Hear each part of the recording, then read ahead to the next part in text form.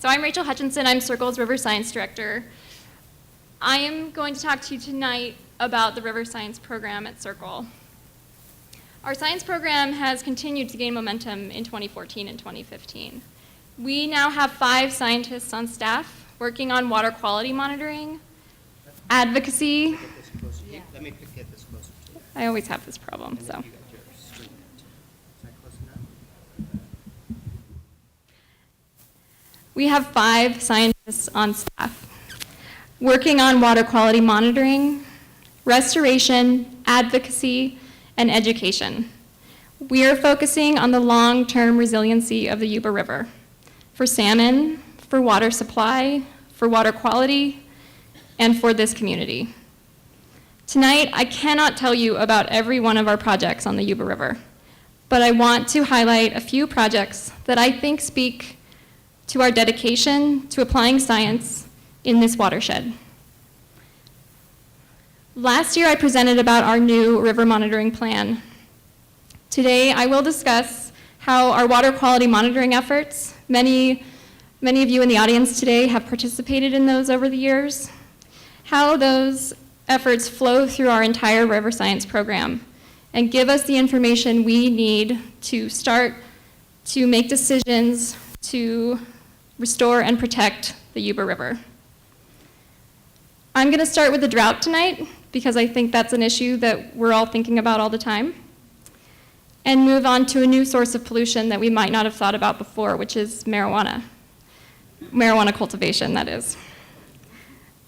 I'll move on to an old source of pollution, which is abandoned mine lands, and finally talk about our efforts to restore meadows to maintain cool, clean water in our headwaters. So the drought. As we enter the 4th summer of this drought, we have started to focus more and more on the impacts of the drought on the river and on the surrounding ecosystem here in the Yuba River. If conserving water is not yet a priority for each one of you, I ask you tonight to start thinking about what you can do to conserve water. We took this message that I have up on the screen here to over 4,000 students in the NID service area, in the Placer County Water Agency area, and in the cities of Nevada City and Grass Valley last year. We gave them our Great Water Mystery Assembly, which is a water conservation assembly that teaches them how to conserve water. So like we told the kids, please check your toilets for leaks. Turn off the tap when you brush your teeth. Water your lawn at night, or maybe think about removing your lawn if you have one. We estimate that if individual households start implementing these very simple water conservation techniques, you could save over 20 gallons of water a day. I have been asked on multiple occasions over the last couple of months and in the last year, how is the drought impacting the river? I think that's a question on a lot of our minds. I've also been asked, is the river going to be gross and full of algae this year like it was last year? The answer is yes, probably. It will be gross. Also, like many things in life, it's complicated. While flows out of Lake Spalding, New Bullards Bar, and Englebright are guaranteed and should be maintained as per their licenses, something that Gary Reedy is going to talk to you about right after I talk, there is less water this year than there has been in a very long time. We all know that. The snowpack was at 6% of normal as of April 1st. We won't have as much late season runoff into the river as we're used to. We saw this last year. A lot of our creeks dried up. We were getting phone calls. We're all concerned. Our long-term monitoring stations, these are our river monitoring sites that we've been monitoring over the last 15 years. They help us to understand how the river changes in all 3 forks of the Yuba River and also in the lower Yuba River. This graph shows us average monthly water temperatures over the past 15 years. Each dot on this graph represents a single month that our volunteer river monitors collected data on the lower Yuba, on the forks of the lower Yuba. What we already know from 2015, and what I'm trying to show you in this slide with all of this data, I wanted to show you guys that there is so much data out there, most of which has been collected by our river monitors, is that in March of 2015, we recorded the highest temperatures for the month of March since the program began. And so what we see here is the red dots on this screen. I don't know if you can actually see them as red, but every single year, every single dot in every single fork of the river, this is 2015, March, and March. So we're higher, our baseline is basically higher, so we're going to have hotter river water temperatures this year, which will result in changes in water quality as well as probably lowered dissolved oxygen levels, which means that aquatic life are going to have a harder time getting by this year in the river. In some places, we also know that the algae grew so prolifically last year that it didn't get flushed out by the storms that were pretty few and far between this year.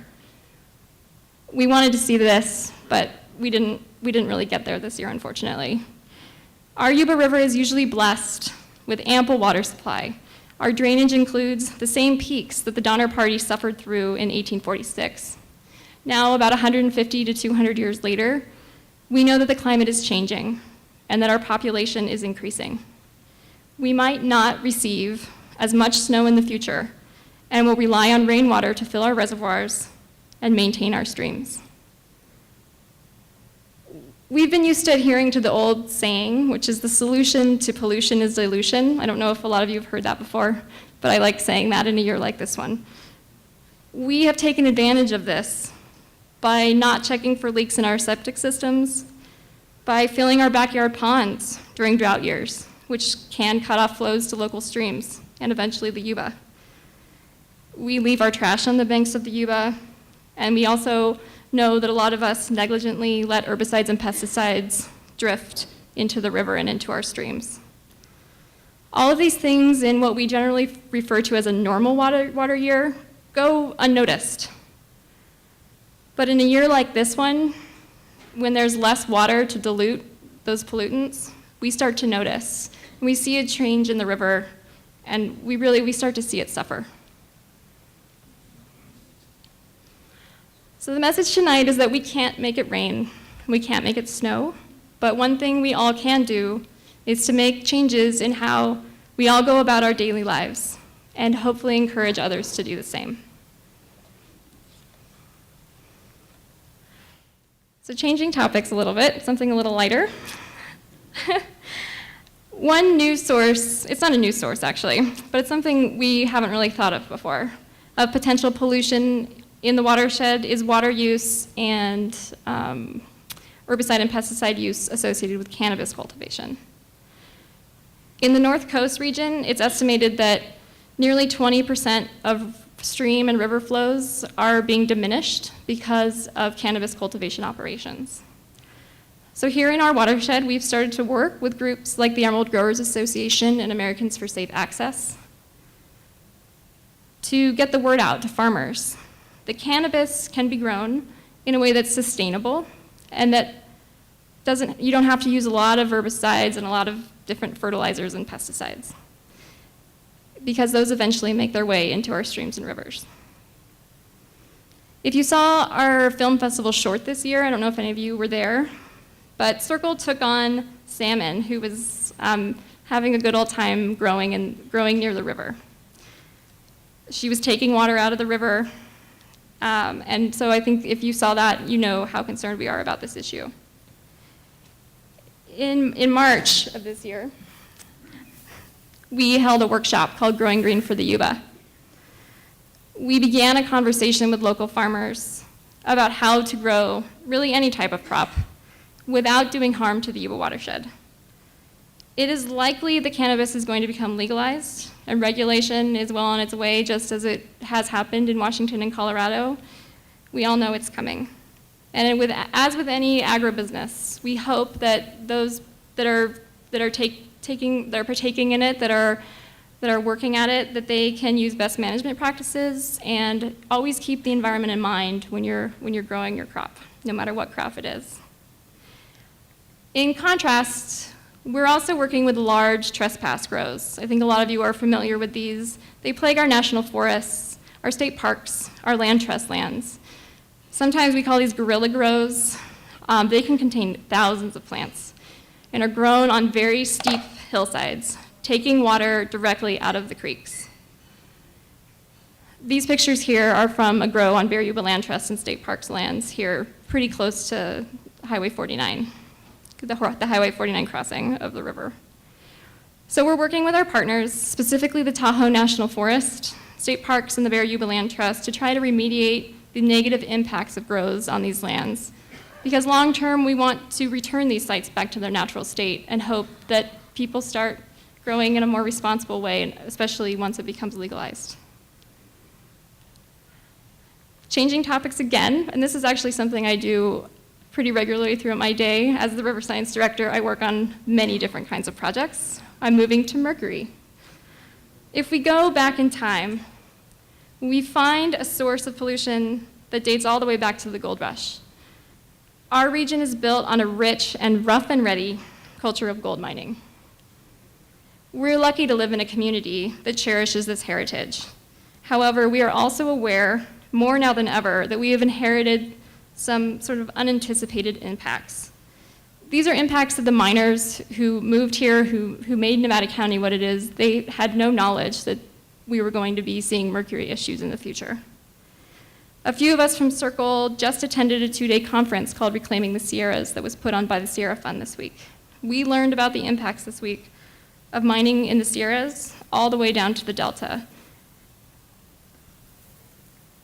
We're working on projects now on Spring and Shady Creeks, which drain the San Juan Ridge mine that Caleb just talked about, and also on Scotchman Creek, which drains Alpha and Omega Diggins. Our sampling efforts are based on methodology that the Sierra Fund uses to determine mercury levels on Humbug Creek, which drains out of Malakoff Diggins. I'm sure a lot of you are more familiar with that mine site. We sample for mercury after a large rain event, and we do that because the streams are running brown with sediment. Mercury easily attaches itself to clay, and when it rains, those clays are washed into the river and travel downstream.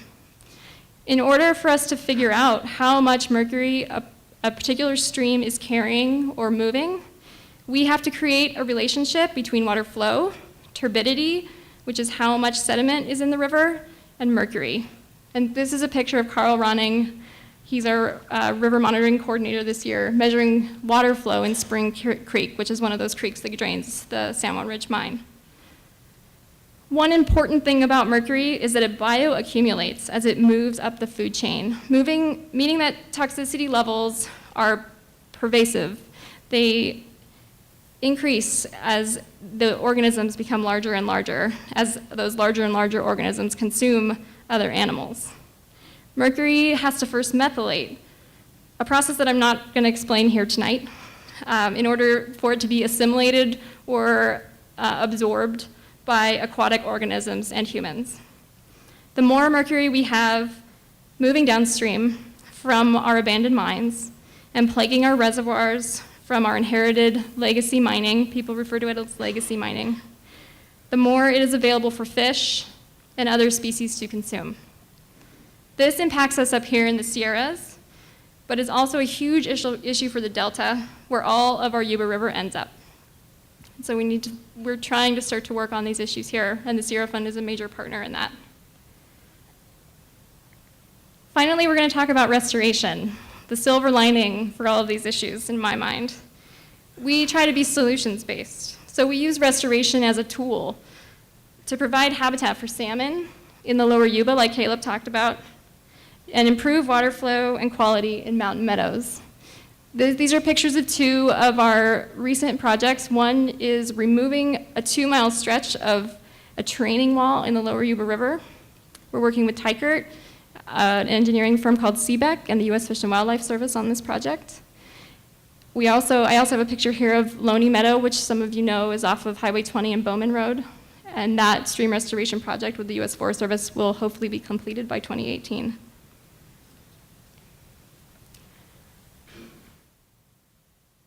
I'm going to tell you a little bit about a restoration project that is directly informed by our river monitoring work that we've done up near Van Norden Meadow on the South Yuba River. This is the headwaters of our river.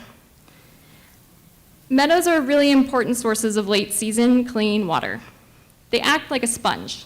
So they collect snowmelt and rainwater during the wet season, and then they slowly release it into our dry Mediterranean summers. Meadows are also a biodiversity hotspot.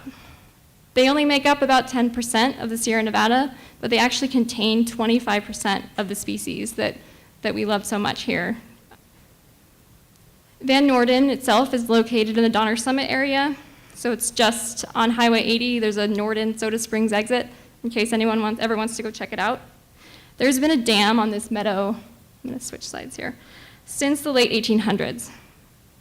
And when the Truckee Donner Land Trust bought the property in 2012, they very quickly learned that they did not have water rights there and that their dam was unsafe and would either need to be partially deconstructed or totally rebuilt.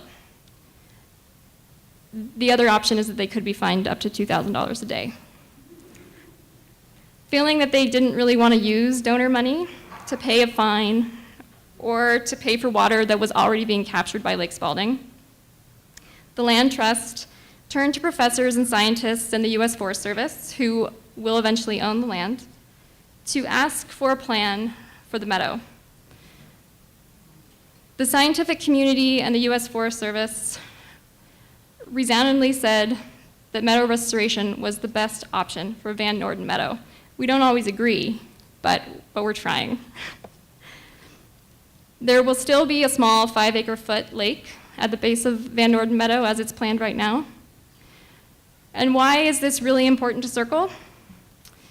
It's because Van Norden Meadow is our lucky headwater meadow.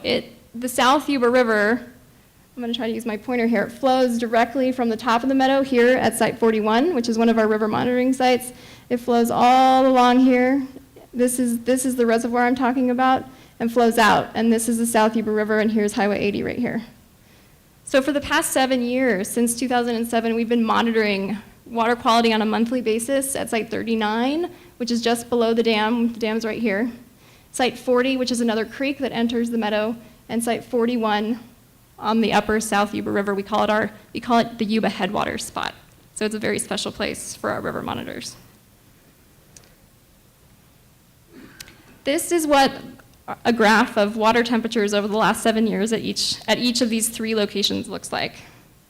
These graphs here show, very clearly to me, but maybe not so much to you, that water temperature at Site 39, which is always the first one in any one of these graphs for any one of the months, March, April, May, June, July, August, September, October, November.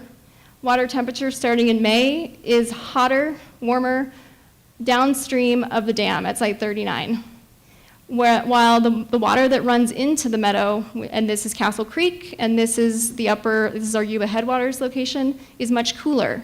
So it's showing that the reservoir is actively heating the water. And this red line here is at 20 degrees centigrade, which is about the limit for fish and other aquatic organisms. They don't really like to live in water that's any hotter than that. So what we see is that starting in May, the temperatures start increasing, and all through the summer, and most of you know that up there, there's usually, in a good year, there would be snow on the ground until almost June. So June, July, August, September, pretty much for the whole growing season, as we call it, the water below the dam and in the upper South Yuba is not really hospitable to aquatic life.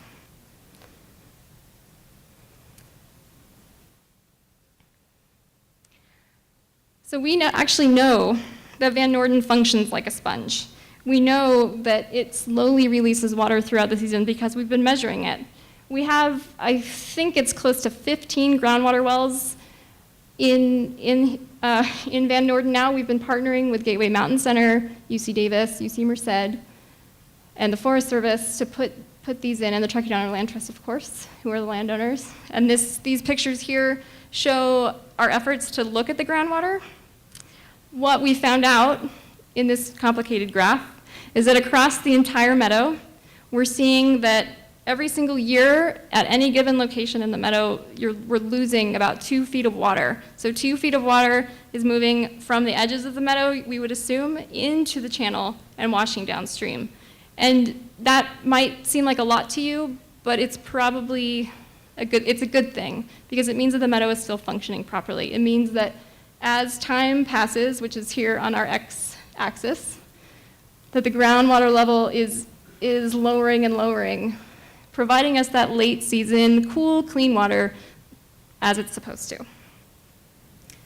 So what we hope is that by restoring the channel, by raising the level of the stream and lowering the dam, we can increase the amount of water stored by raising the groundwater table so that there is more water that can be lost throughout the year. We're trying to increase that gradient and hope that we can store more water in our headwater streams. So thank you all so much for coming tonight. That's the end of my presentation. I would love to answer questions for any of you. I have half a dozen other projects that I could talk to you about all night. I especially want to thank our volunteers. This is a group of folks who came out to do aspen regeneration last summer. We truly could not protect and restore, which is our mission, this beautiful watershed without you. So thank you.